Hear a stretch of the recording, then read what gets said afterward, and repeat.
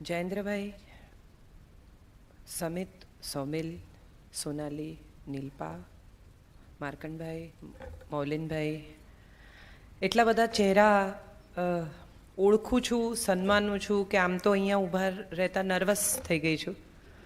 મૌલિનભાઈ સામે હોય, સર હોય અને મારે કંઈ કહેવાનું હોય એ મારે માટે જરા અઘરું જ છે, એટલે કાપલીનો ઉપયોગ કરીશ તો મને માફ કરજો. બહુ મારે વિશે કોઈ વાત કરે ને તો હું જરા કોન્શિયસ એ રીતે થઈ જાઉં છું કે હવે મારે અપ ટુ ધ માર્ક બોલવું પડશે, વેઠ ઉતારીશ તો નહીં ચાલે એમ. રવિવારની સવારે આટલા લોકો આળસ છોડીને, બ્રેકફાસ્ટ છોડીને, ટેલિવિઝન છોડીને,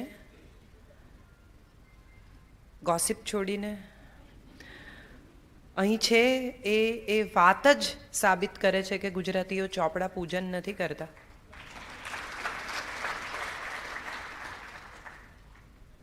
મારા એક મિત્ર કવિ છે, સંચાલક, એમ કહે છે કે ગુજરાતીઓ એક જ બુક વાંચે છે, એનું નામ પાસબુક છે.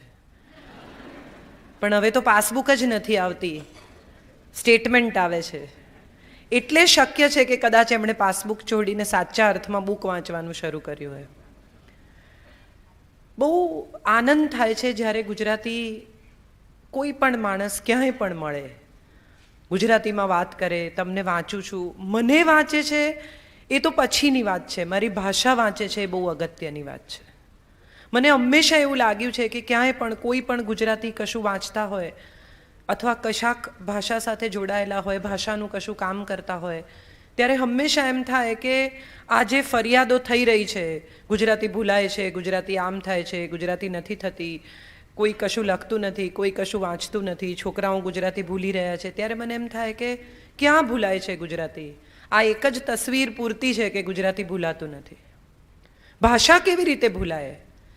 જે ભાષામાં આપણને સપના આવે, જે ભાષામાં આપણે રડીએ ઝઘડીએ, જે ભાષામાં આપણે પ્રેમ કરીએ, આપણી ભાષા. અને હું માનું છું કે આ જેટલા ઇમોશન્સ શાશ્વત છે એટલી શાશ્વત આપણી ભાષા છે. માં જે ભાષામાં હલરડું ગાય એ ભાષા કેવી રીતે ભૂલાય? એટલે જ્યાં સુધી એનઆરઆઈના ટેબલ પર અથાણા છે ત્યાં સુધી તો બહુ વાંધો નહીં આવે. ખાખરા સાચવીને લઈ જાય, બે કપડાં કાઢી નાખે, પણ આ ના તૂટવા જોઈએ, ભલે પછી તોડીને ખાય એનો વાંધો નહીં, પણ ઘરે તો આખા જ પહોંચવા જોઈએ. એ ગુજરાતીની મજા ક્યાં છે? રોમમાં રસ ને પેરિસમાં પાતરા તો આપણે શોધીએ જ છીએ બધા. સો that's what our language is all about, and I'm proud of being Gujarati. I will always write in Gujarati. ધર્મ અને કર્મની વાત કરતાં પહેલાં મારી એક વાત પર ધ્યાન ગયું ને મને થયું કે કોઈ પણ પ્રકારના ઓફેન્સ વગર મારે આ વાત તરફ પણ ધ્યાન દોરવું જોઈએ. મજાની વાત છે આમ જુઓ તો, કે એક સ્ત્રીની સ્મૃતિમાં યોજાતી વ્યાખ્યાનમાળામાં I am the first woman to talk શરૂ થવી જોઈતી હતી. આ વ્યાખ્યાનમાળા કોઈ સ્ત્રી વક્તાથી. સ્ત્રી જેટલું સ્ત્રીને સમજી શકે હું માનું છું બીજા કોઈના પણ માટે અઘરું છે સમજવું. અને સ્ત્રીની સ્મૃતિ જેટલી સહજતાથી, જેટલી સંવેદનાથી, જેટલા સ્નેહથી એક સ્ત્રી સાચવી શકે એટલી બીજા લોકો માટે સહેજ અઘરી છે. બીજા લોકોમાં બધા ઘણા આવે છે, આપણે પુરુષોની વાત નથી કરતા. ધર્મ અને કર્મ વિશે મારે વાત કરવાની છે. હું સામાન્ય રીતે નોટ્સ લેતી નથી, હું એમ જ વાત કરું છું. પણ જયેન્દ્રભાઈએ મને કહ્યું કે આટલા વર્ષોનું કલ્ટિવેટેડ ઓડિયન્સ છે, બહુ સુંદર વક્તાઓને એ લોકો સાંભળી ચૂક્યા છે, એટલે મને થયું કે નાનકડી નોટ્સ પણ કરવી જોઈએ. અને ધર્મ વિશે વાત કરવાની મારી નથી આવડત, નથી લાયકાત, નથી હેસિયત, કારણ કે મારો ઉછેર બહુ નાસ્તિક થયો છે. મારા કાકા ઓડિયન્સમાં છે, ભૂષણ ઓઝા. એમને ખબર છે કે અમારા ઘરમાં કદી દીવો પણ ન થાય. મારા પપ્પા સામાન્ય રીતે દીવો કર્યો હોય તો હું બહુ નાની હતી ત્યારે મને કે ફૂંક માર, આપણે ભગવાનની હેપી બર્થડે કરીએ. ત્યાંથી મારો ઉછેર આવે છે. ધાર્મિકતા નથી અમારા લોહીમાં, અમારા ઉછેરમાં. અમે કોઈ ધર્મ ભીરું નથી. અમને કશાયની બીક બતાવવામાં કદી આવી જ નથી. બાવો લઈ જશે, પોલીસને પકડાવી દઈશ, આવું અમને કોઈએ ડરાવ્યા જ નથી. એટલે ઘણી રીતે અમે બધા જ કહીશું થોડાક પ્રમાણમાં નીડર અને થોડાક દાંડ છીએ. એટલે એ પછી જ્યારે ધર્મની વાત કરવાની આવે ત્યારે અગત્યનો મુદ્દો એ બને છે કે હું ધર્મને કઈ રીતે જોઉં છું એના કરતાં ધર્મ વિશે આપણે બધા મળીને શું વિચારી શકીએ એ વિશે વાત થવી જોઈએ. એક બહુ સરસ નાનકડી વાર્તા ભાગવતમાં કહી છે કે એક રાજા ગાદી પર બેસે છે ને પછી એને વિચાર આવે છે કે મારે કયા ધર્મનું પાલન કરવું જોઈએ. ક્ષત્રિય ધર્મ, રાજ્ય ધર્મ, પતિ ધર્મ, પુત્ર ધર્મ, ઇસ્લામ, જરથોસ, હિન્દુ, જૈન. એટલે વારાફરતી લોકોને બોલાવે છે, ચર્ચા કરે છે, શાસ્ત્રાર્થ કરે છે. એક સંત આવે છે, સાદો સીધો માણસ, આવીને કહે છે કે મારે તારી સાથે વાત કરવી છે પણ અહીંયા વાત નહીં થાય. તો ક્યાં જવું છે? તો કે આપણે પેલે પાર જઈએ. એટલે નદી કિનારે આવે છે તો કે નૌકા મંગાવો. એટલે પહેલી નૌકા આવે છે તો સંત કહે છે કે આ તો બરાબર નથી, આમાં જો કાટ લાગ્યો છે, આમાં લાકડું સેજ ખવાયેલું છે. એટલે બીજી મંગાવે છે. બીજી મંગાવે છે તો કહે છે કે જો આમાં મને એવું લાગે છે કે આનો રંગ સેજ ઉખડેલો છે. ત્રીજી આવે છે તો કે આ બહુ સાંકડી છે. ચોથી આવે છે તો કે આ બહુ મોટી છે. પાંચમી આવે છે એટલે કહે છે કે તને નથી લાગતું કે આ નૌકા આપણા આરામ માટે યોગ્ય નથી? એટલે રાજા ચીડાઈ જાય છે કે આટલી નાનકડી નદી તો પાર કરવી છે, આ બધા શું નખરા, નૌકા જ જોઈએ છે ને તમારે? તો કે બસ મારે તને એ જ કહેવું છે કે જિંદગી જ પસાર કરવી છે ને એમાં કયો ધર્મ બહુ અગત્યનું નથી, ધર્મ અગત્યનો છે. અને એ ધર્મ શું છે એને વિશે બે મત મને મળ્યા છે. દક્ષ પ્રજાપતિને 16 દીકરીઓ હતી. એમાંની એક સતી, એના લગ્ન શિવ સાથે થયા. એક સ્વાહા, એના લગ્ન અગ્નિ સાથે થયા. ત્રીજીના લગ્ન પિતૃ સાથે થયા. અને બાકીની દીકરીઓને ધર્મ સાથે પરણાવી. આ બાકીની દીકરીઓ કોણ? એને વિશે વેદવ્યાસે લખ્યું છે. એક છે શ્રદ્ધા, એક છે મૈત્રી, એક છે દયા, એક છે શાંતિ, તુષ્ટિ, પુષ્ટિ, ક્રિયા, ઉન્નતિ, બુદ્ધિ, મેઘા, તિતિક્ષા, લજ્જા અને મૂર્તિ. આપણે મૂર્તિથી શરૂ કરીએ છીએ, શાસ્ત્રો મૂર્તિ પર પૂરું કરે છે. આપણે મંદિરમાં જઈએ, દેરાસરમાં જઈએ, આજે તો સંવત્સરી છે, આપણે દેરાસરમાં જઈએ અને ચપ્પલ કાઢીએ ને ત્યારથી ભગવાનને પરસેવો વળતો હશે કે આવ્યો પાછો માગવા. વિચાર કરો કે તમારે ઘરે કોઈ સવારે 7 વાગે આવીને બેસે અને 10 વાગ્યા સુધી બેસી રહે ને માગ્યા જ કરે.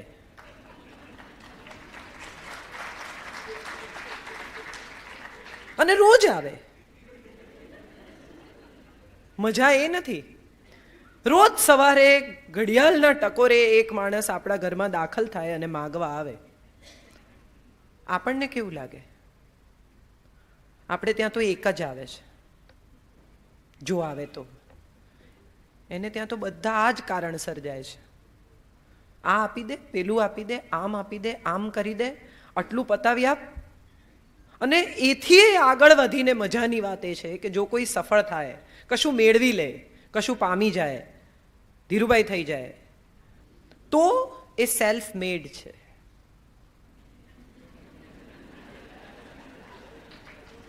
તો એ ઓળખાણ પણ કરાવે લોકો કે આમણે બહુ ઇન્ડસ્ટ્રીમાં મોટું નામ છે, is a self made main.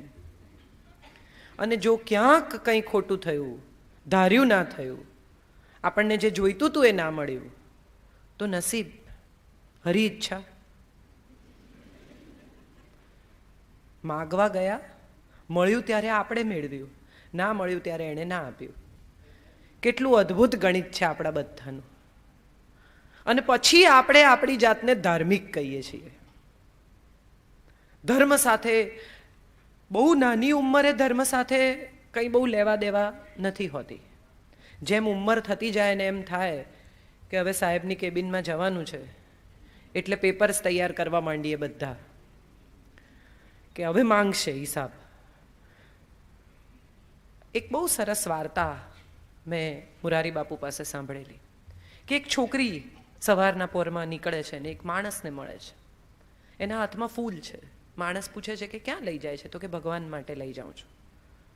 થોડી મોટી થાય છે કે ફૂલ ફરી એને જુએ છે, એ જ જગ્યાએ એ જ રસ્તે મળે છે અને એના હાથમાં ફૂલ છે ને પૂછે છે કે ક્યાં લઈ જાય છે? તો કે મારા વાળમાં નાખવાના ફૂલ છે. કે અચ્છા. થોડા બીજા વર્ષો વીતે છે, ફરી એ જ જગ્યાએ એ જ માણસ એને મળે છે અને ફરી હાથમાં ફૂલ છે અને પૂછે છે ક્યાં લઈ જાય છે? તો કે આ એમના માટે છે. થોડા બીજા વર્ષો વીતે છે અને પૂછે છે કે ક્યાં જાય છે? ફરી હાથમાં ફૂલ છે અને પેલી કહે છે કે મારા છોકરાઓ માટે છે.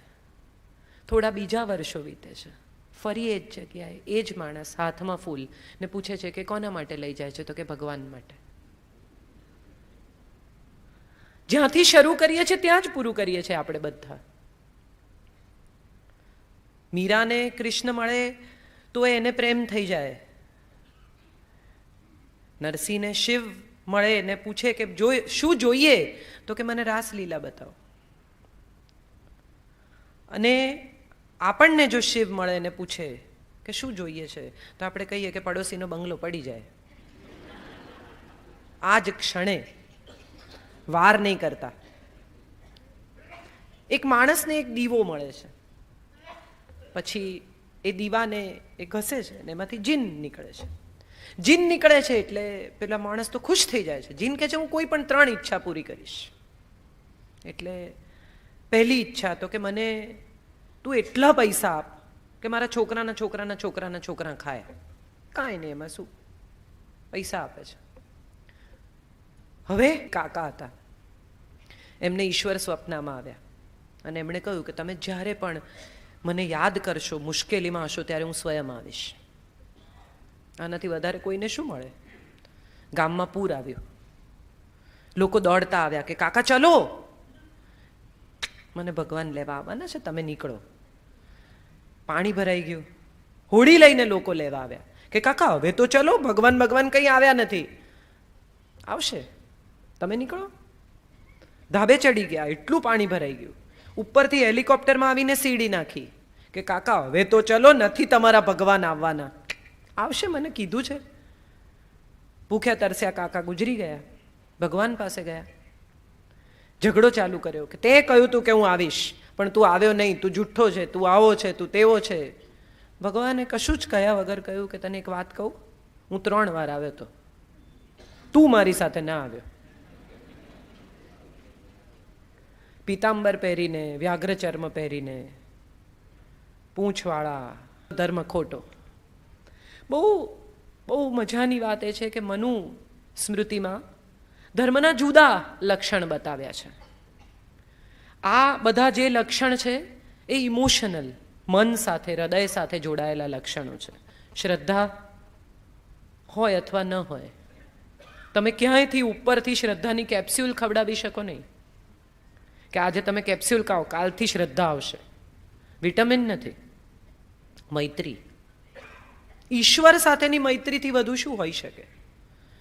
જે ઈશ્વર સ્વયં જયદેવની જગ્યાએ જઈને છેલ્લી પંક્તિ લખી આવે છે, જે ઈશ્વર સ્વયં નરસિંહના પિતાનું શ્રાદ્ધ કરે છે, એની સાથે મૈત્રીથી વધારે સંબંધ કયો હોઈ શકે? અને મજાની વાત એ છે કે મિત્ર સાથે આપણે જેવા હોઈએ છીએ ને એવા બીજા કોઈ સાથે નથી હોતા.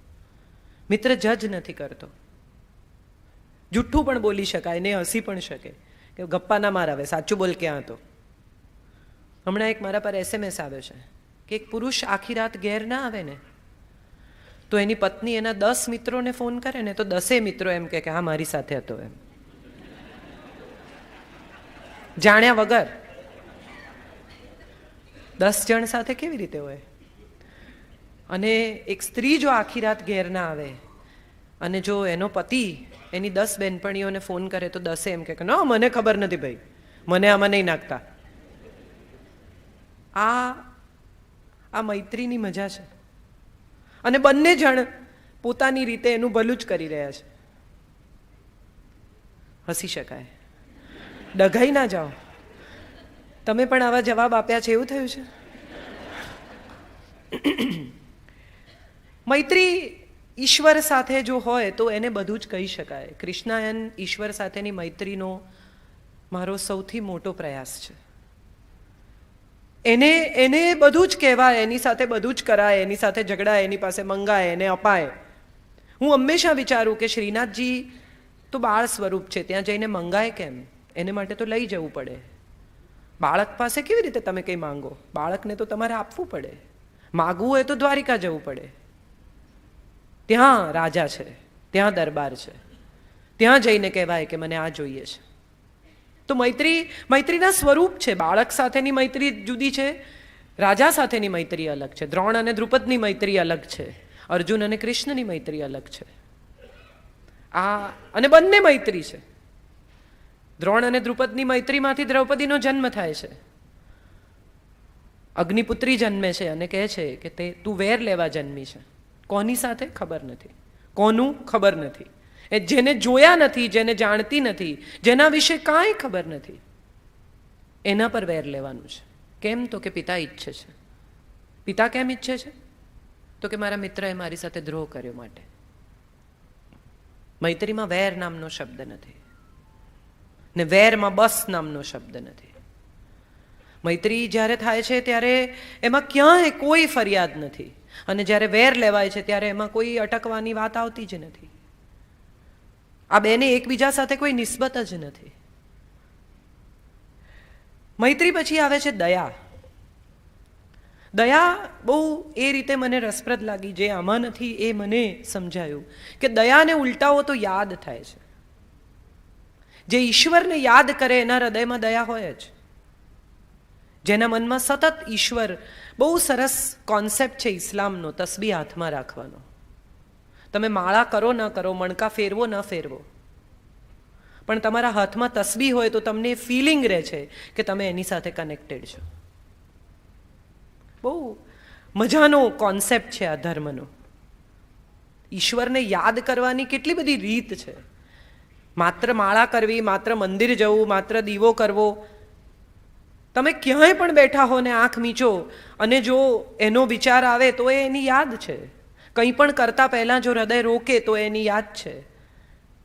બહુ સરસ એક શ્લોક છે જેમાં કહ્યું છે કે તમે સાક્ષી ક્યાં શોધવા જશો?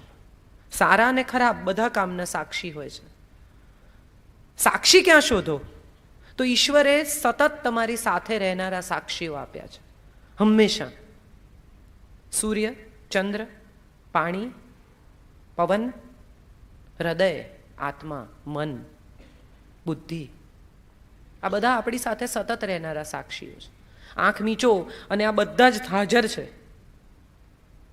અને આ બધાની મજા એ છે કે કોઈ પ્રકારની માગણી વગર હાજર રહે છે. રિટર્ન નથી જોઈતા એમને. અંદર એટલે ક્યાં? મૂર્તિ પાસે. મૂર્તિમાં ભગવાન છે કે નહીં એની એને નથી ખબર, પણ તમને સીધા દર્શન કરાવશે.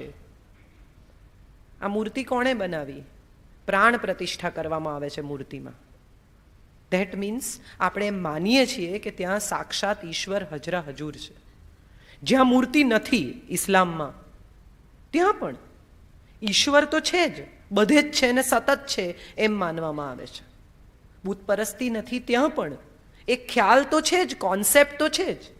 જે નાસ્તિક છે એ પણ એના અસ્તિત્વને નકારે છે. એટલે નકારવા માટે પણ અસ્તિત્વ છે એવું તો તમારે ચર્ચામાં ઉતરવું જ પડે. તમે શેને નકારો છો? અંધારું કેમ છે? કારણ કે અજવાળું નથી. પેટ કેમ ભરેલું છે? કારણ કે ભૂખ નથી. ધેટ મીન્સ ભૂખનું અસ્તિત્વ તો તમારે સ્વીકારવું જ પડે. એટલે જે લોકો પોતાની જાતને એથિસ્ટ અથવા નાસ્તિક કહે છે એમણે પણ આ ચર્ચામાં તો ઉતરવું જ પડે. તો કોઈક સુપર પાવર છે, કોઈક પરમાત્મા છે, કોઈક ચૈતન્ય છે, કશુંક એવું છે જે આપણને સમજાતું નથી, જે આપણી બુદ્ધિની પરે છે, જે આપણા લોજિકની બહાર છે. અને જે આપણી બુદ્ધિની પરે છે, જે આપણા લોજિકની બહાર છે, એના માલિક આપણે કેવી રીતે હોઈ શકીએ? એનો ઠેકો આપણે કેવી રીતે લઈ શકીએ? એના વિશે આપણે આટલા કડક સ્ટેટમેન્ટ કેવી રીતે કરી શકીએ? ભગવાનને તો આ જ ભાવે છે. તમે પૂછ્યું છે કોઈ દિવસ એને માખણ ભાવે છે કે નથી ભાવતું? અને આટલું માખણ તમને રોજ કોઈ ખવડાવે તો તમને કેવું લાગે? વિચારી તો જુઓ. રોજ આપણી સામે આવા 56 ભોગ કોઈ ધરી દે, કેટલા દિવસ ખાઈ શકાય? કોક દિવસ એને ખીચડી ખાવાનું મન થતું હશે, પણ ભગવાનને તળ્યા વગરનું ન ખવડાવાય ને, પણ ઘીમાં જ તળવું પડે. કોણ નક્કી કરે આ બધું? એણે ક્યાંય લખ્યું છે? કુરાનમાં ક્યાંય પયંબરે સહી કરી છે કે આ હવે આજ પછી કોઈને સ્વેચ્છાએ જોડણી કરવાનો અધિકાર નથી? ગાંધીજીએ લખ્યું છે આવું? ભગવાને ક્યાંય લખ્યું છે કે આજ પછી કોઈને સ્વેચ્છાએ ધર્મ પાળવાનો અધિકાર નથી? ક્યાંય નથી લખ્યું. પણ આપણને કેટલી મજા આવે છે એવું કહેવાની કે ભગવાને કહ્યું છે, ગીતામાં કહ્યું છે.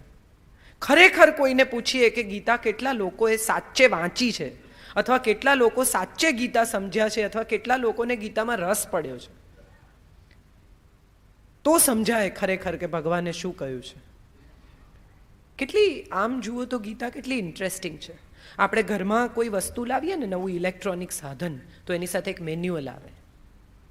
એ મેન્યુઅલ વાંચીને પછી એ સાધનનો ઉપયોગ કરવાનો હોય. સામાન્ય રીતે ફોન લાવીએ નવો તો પણ એના ફીચર્સ એની સાથે આપવામાં આવે ને તમે ડાઉનલોડ કરો ને આ કરો ને, અને પછી એ ફોન તમે બૂટ ઓન કરો. આપણે ત્યાં, અને જો આમ ન કરો દાખલા તરીકે, તો એ ધડાકા થઈ જાય. તમે પ્લગ ઇન કર્યું હોય, ફોન એની મેતે બંધ થઈ જાય, હેંગ થઈ જાય, સમસ્યાઓ ઊભી થાય. પછી તમે મેન્યુઅલ વાંચો તો એનો કંઈ અર્થ રહેતો નથી. આપણે ત્યાં ગીતા માણસ મરી જાય ને પછી વંચાય.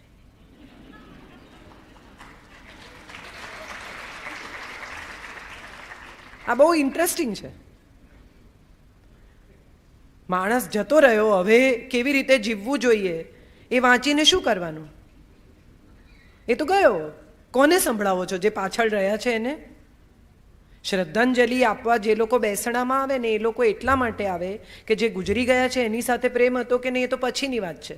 પાછળ રહ્યા છે કેટલા પાવરફુલ છે એ પ્રમાણે સંખ્યા હોય બેસણાની. અને એમાંય લોકો ધંધો કરી લે કે જતા આવીએ ત્યાં માર્કંડભાઈ મળશે તો આપણે પૂછી લઈશું પેલી ડેટ. આ જ મજા છે.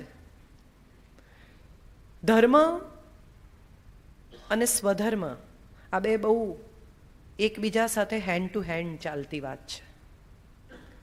અને ધર્મની સાથે કર્મ એટલું જ અગત્યનું છે. કાર્ય એ કર્મ નથી, ક્રિયા એ કર્મ નથી. ઘણા લોકો એવું કહે કે કર્મના બંધનમાંથી મુક્ત થઈ જવું છે. બહુ બધા લોકોને એવી ઈચ્છા હોય કે બસ કર્મના બંધનમાંથી મુક્ત થવું છે. ખરેખર કર્મના બંધનમાંથી મુક્ત થઈ શકાય ખરું? એવો સવાલ માણસે પોતાની જાતને, પોતાના જ્ઞાનને, પોતાની બુદ્ધિને, પોતાના ચિત્તને, પોતાના અહંકારને, પોતાના સ્વભાવને, પોતાની પ્રકૃતિને પૂછવો જોઈએ. આ તમામ લેયર્સ પર માણસ વહેંચાયેલો છે. હું એવું નક્કી કરું કે મારે કંઈ કરવું નથી, કાલથી હું અહીંયા બેસીશ બસ, તો બેસવાનું પણ કર્મ જ છે. એ પણ એક કર્મ છે. હું એમ નક્કી કરું કે મારે સાંભળવું નથી, મારે કોઈની ખરાબ સારી ભલી બુરી વાત સાંભળવી જ નથી સાંભળવું, તો નહીં સાંભળવું એ પણ એક કર્મ છે. અને હું જાઉં છું અને પાછળથી ગાડી આવે છે અને મને કોઈક બૂમ પાડે છે પણ હું સાંભળતી નથી ને હું અથડાઉં છું, એ કર્મ નહીં, અકર્મનું ફળ છે. ફળ તો છે જ. સારા થવું એનું પણ ફળ છે, ખરાબ થવું એનું પણ ફળ છે. જૈન ધર્મમાં તો બહુ સુંદર વાત કહી છે કે તમે સારા કર્મ કરો એનું પણ ફળ લેવા પાછા તો આવવું જ પડે છે. તમે આંબા વાવ્યા છે ને, તમે ખાઈને જજો ને આ વખતે નહીં ખાઓ તો આવતી સિઝનમાં ખાવા તો પડશે. હું રસોઈયો જ ન જમે એવું તો ક્યાંય સિદ્ધાંતમાં આવતું નથી. તો આ ધર્મ અને કર્મ વચ્ચે આપણે કઈ રીતે ફેર પાડીએ, કઈ રીતે જુદું પાડીએ આ બેને? કઈ રીતે એવું નક્કી કરીએ કે કયો ધર્મ ને કયું કર્મ? અને શું એના સ્વભાવ, શું એની પ્રકૃતિ, શું એની રીત, કઈ રીતે એના વિશે વાત થઈ શકે? તો ધર્મના 4 સ્વભાવ કયા છે? સત્ય, અહિંસા, પરહિત અને પવિત્રતા. સત્ય તો જગતની કોઈ પણ, આપણે હું નામ ભૂલી ગઈ, સોરી, અરુણાબેને કહ્યું હમણાં 2 મિનિટ પહેલા કે નિર્દંભ છે, સત્ય બોલે છે. ખરેખર આ વખાણવા લાયક બાબત નથી એવું મને હંમેશા લાગ્યું છે. સત્ય બોલવામાં કોઈ વખાણ કરવા જેવી બાબત છે જ નહીં. અસત્ય જો તમે સ્માર્ટલી બોલી શકતા હો તો એ રસપ્રદ બાબત છે કે આ બહુ અદ્ભુત રીતે જુઠ્ઠું બોલે છે ભાઈ. રોજ જમવું એટલું જ સ્વાભાવિક છે સત્ય બોલવું. રોજ નહાવું એટલું સ્વાભાવિક છે સત્ય બોલવું. ઘણા નથી એ નાતા કોઈ કોઈ દિવસ, પણ આ તો એમ. તો સત્ય બોલવા વિશે કોઈ એવી મોટી વખાણ કરવા લાયક, તાળીઓ પાડવા લાયક બાબત નથી. મજાની વાત એ છે કે સત્ય ઉંમરે, સિદ્ધિએ, સફળતાએ, પરિસ્થિતિએ અલગ છે. મહાત્મા ગાંધી જો એમ કે મેં ચેન કપાવીને દારૂ પીધેલો, માંસ ખાધેલું, તો એ ગાંધી બન્યા પછીની પ્રામાણિકતા છે. પણ જો તમારું બાળક ઘેર આવીને 13, 14, 15, 16 વર્ષનું એમ કે આજે મેં સિગરેટ પીધી, તો એને તમાચો ખાવાની તૈયારી સાથે આ કહેવું પડે. એને પ્રામાણિકતાનો કોઈ બિરુદ મળે નહીં. અરે વાહ બેટાથી મારી સાથે આવું કંઈ ન થાય.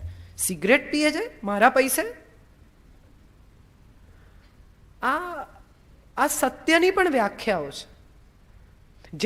જેના ઘરમાં ઇલેક્ટ્રિકનો બલ્બ છે એને માટે એ ઇલેક્ટ્રિકના બલ્બનું અજવાળું સત્ય છે, અને જે સૂર્યને જોઈ શકે છે એને માટે સૂર્યનું અજવાળું સત્ય છે. તમે કયા સત્ય સાથે જોડાવા માંગો છો એ આપણે જ જાતે જ આપણી જગ્યાએ ઊભા રહીને નક્કી કરવાનું છે. એક પતિ પત્ની બોટમાં વિહાર કરે છે. એનિવર્સરીની રાત છે, કેન્ડલ લાઇટ કરી છે, ને પતિ વારે વારે કેન્ડલને સંભાળવાનો પ્રયત્ન કરે છે, કારણ કે એ અજવાળામાં પત્ની એને બહુ સુંદર દેખાય છે. થોડી વાર થાય એટલે વળી એનું ધ્યાન કેન્ડલને સાચવવામાં છે. અચાનક એનું ધ્યાન જાય છે, પવનનો ઝપાટો આવે છે અને કેન્ડલ બુઝાઈ જાય છે, અને બંનેને ખ્યાલ આવે છે કે પૂનમનો ચંદ્ર છે. કેન્ડલની જરૂરત જ નથી, પણ જ્યાં સુધી ધ્યાન કેન્ડલમાં હતું ત્યાં સુધી પૂનમનો ચંદ્ર દેખાયો જ નહીં. એટલે અસત્યને સાચવવાની જ્યાં સુધી આપણી મહેનત હોય છે ત્યાં સુધી આપણને સત્યનું અજવાળું દેખાતું નથી. એટલું જ છે. એક વખત જ્યારે સત્યનું અજવાળું દેખાય પછી કેન્ડલ્સ બધી એની મેળે તમારે ખસેડી નાખવાનો વારો આવે છે, કારણ કે એક જ વાત યાદ રાખવાની ને બધાને સેમ જ કહેવાનું છે. કેટલી શાંતિ થઈ ગઈ. ક્યાંથી આવ્યા? તો એક કોકને કીધું વડોદરાથી, કોકને કીધું અમદાવાદથી, કોકને કીધું હું રાત્રે આવી ગઈ હતી. આમાં કન્ફ્યુઝન છે. કોને શું કહેલું એનો હિસાબ રાખવો પડે. જો ખરેખર વડોદરાથી જ આવ્યા અને સવારે 7:30 જ નીકળ્યા તો બધાને એક જ કહેવાનું છે. મેમરીની જરૂરત જ નથી. જે જૂઠું બોલે એની સ્મૃતિ બહુ સતેજ હોવી જોઈએ, નહીં તો બહુ ગડબડ થાય.